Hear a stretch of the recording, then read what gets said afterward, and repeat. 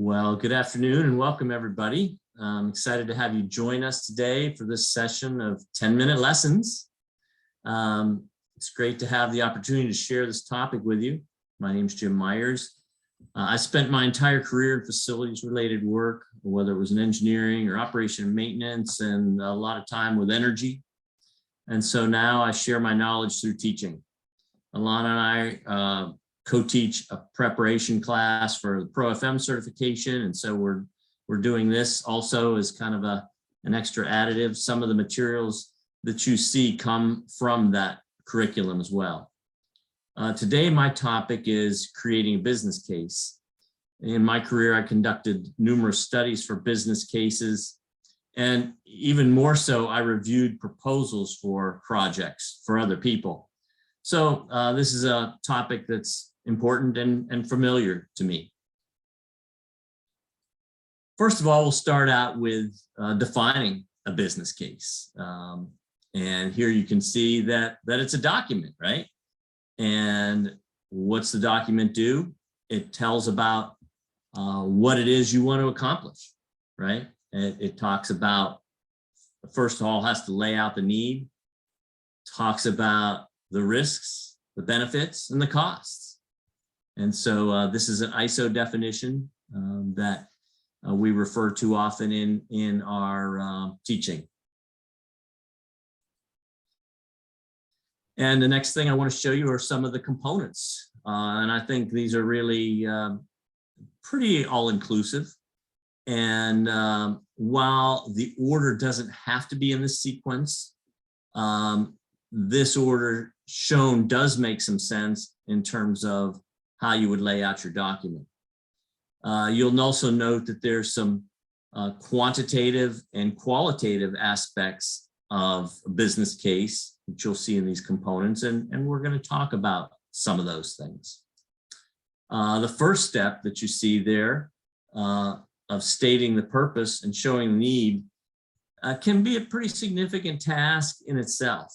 I did another 10-minute session on conducting facility assessments. So a facility assessment might be a component that would help you state the purpose and show the need. So you may do, let's say, a number of facility assessments across your portfolio, whether they're on various systems or different buildings or different locations. And from that, you could get prioritization. And hopefully, if you're doing a good quantitative type of assessment, it would show those priorities in with quantitative backup, that this project is number 1 out of 50 or number 6 out of 50. And so that would help you to justify the need for a project and the priority for it. The second thing that's shown there, describing assumptions and constraints. This is a very important component of a business case. The assumptions, and I'll get into this a little bit more later, can make or break your business case.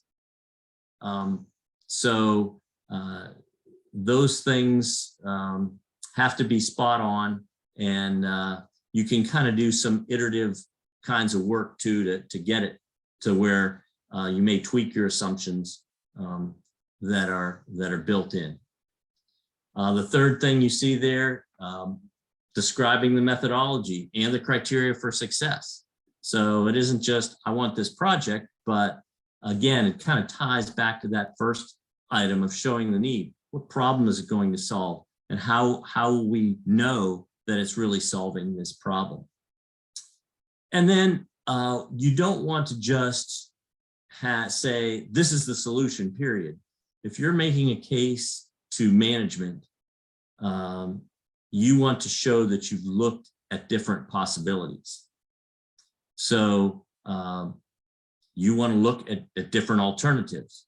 So for example, perhaps if you're looking for, you've created a business case for an HVAC system, a new HVAC system, maybe you need or are looking at ground source heat pumps for this HVAC system, or maybe a gas-fired boiler with some centrifugal chillers, or maybe some option that is some variation of the first two, so that you have more than just one option, but preferably probably 3 or 4. Getting much more than that gets complicated. You can have some kind of sub options, but you don't want to make the business case too overwhelming that your managers are looking at 10 different cases. That makes the document and the business case much fuzzier, in my opinion.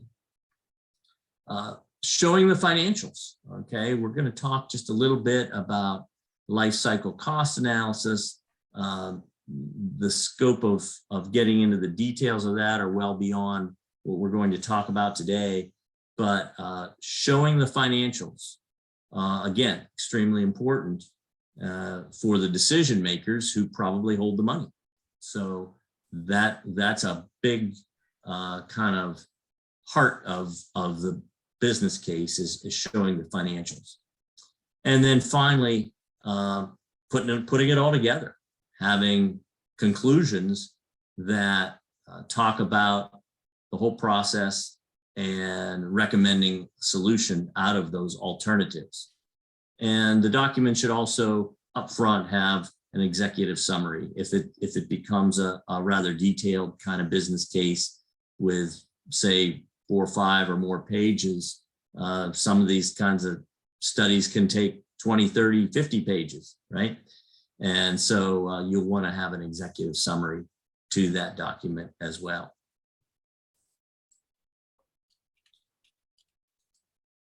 So here are some things to consider when making the business case as well, not just the components of it. But the first thing is, you know your organization, hopefully, and its people and its business needs. So your proposed project or initiative should be consistent with the organization's strategies and goals. And I mentioned project or initiative, and the differentiation I make between a project and initiative. An initiative can be multiple projects going over many years. That could be a much more complex business case. But it would be more tied to a long-term strategy for not only the organization, but for FM, whereas a project would probably just be a single project. The second item there, competing for funding may be with some of your other projects as well, particularly if you've done a comprehensive kind of facilities assessment where you have a number of projects on a list. And so you're picking out the higher priority ones, or in some cases, maybe it's not the top in terms of certain assessments, but maybe of importance to the organization. The third one I want to talk about a little bit too. I would say make the case real. Don't understate or overstate the need. In other words, don't cry wolf. In the long term, you want to make if it's an urgent need, say it. If it's not, don't say it's urgent. Like I said, make the case real. That will help your credibility in the long term. I know that I have seen people that will do that, try to make the case more urgent than it really is. And that gets back into what I talked about, your assumptions and the need. Make those as accurate as you can.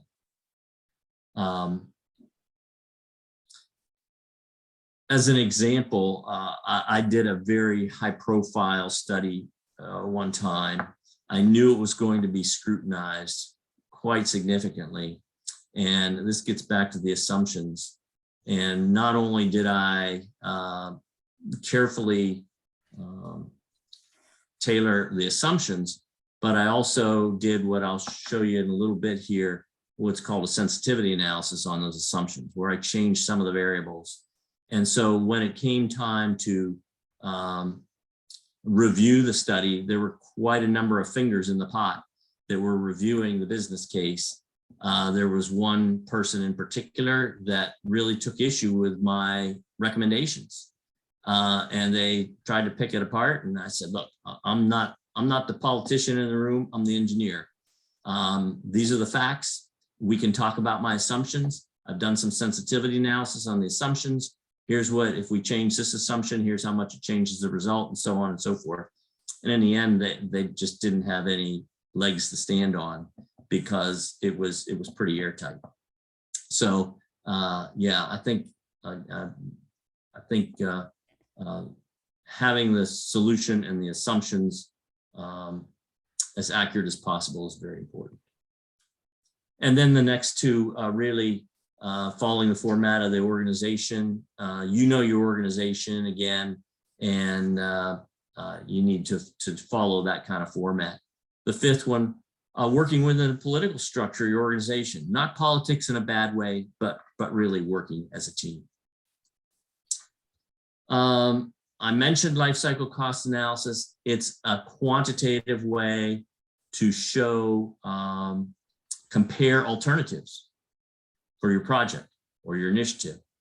And it includes all the things you see in the bullet items, not just the initial cost, but the cost over, the reason it's called life cycle cost, the life of the project. You're looking at annual operating costs, energy costs, and the disposal costs and salvage costs at the end. So this is kind of a repeat of that same thing.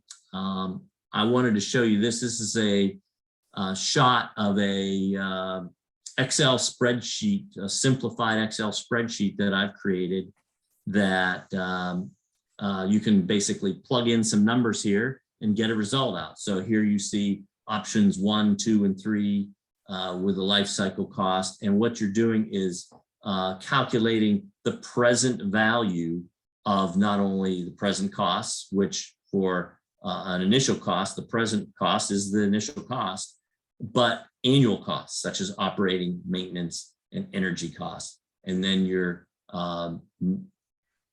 discounting those to the present using financial calculations.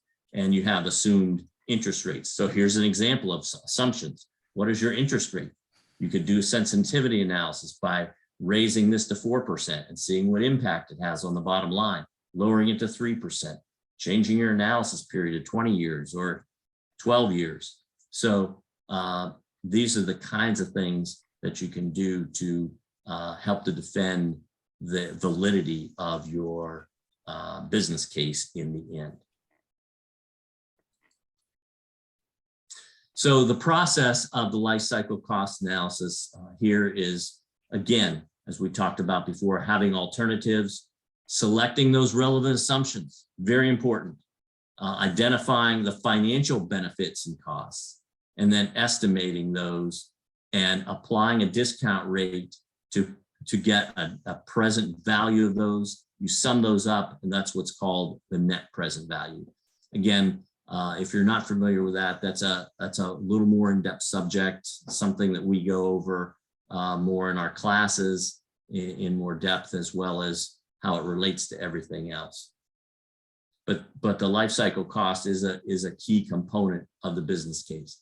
So in summary, we kind of went through all these different components, and in the end, hopefully you would end up with a document that is airtight and open to scrutiny. One other thing that I might mention in developing a business case, another thing I would recommend is almost like a construction project where you have preliminary reviews, a pre-final review, and a final review, depending on how complex this thing is. As a minimum, I think you would want to pass this around to peers and your supervision to review a preliminary version of it, or just before the final, so that you can make sure that you have some of the criticism out of the way before you present a final. or even in a very preliminary form, to make sure you have things like the alternatives included that they may be expecting. So there's the summary, the components, and thank you for attending. Any questions? We're here. Let me just go to the last thing here. We have some other 10-minute sessions coming up before the holiday. Alana next week will be doing FM building technology and systems. I'll be doing business continuity in January, and then she's going to do the bad news on January 13th. So, and again, we also do these Pro FM certification classes that includes a lot of what we talked about here in more depth. Thank you. Thanks, Jim. Great job. I went a little over in time. I got too excited. Well, okay. Plus 10-minute lesson, plus or minus. Right. Thanks everyone for joining us. Thank you, Jim. You're welcome. Thank you.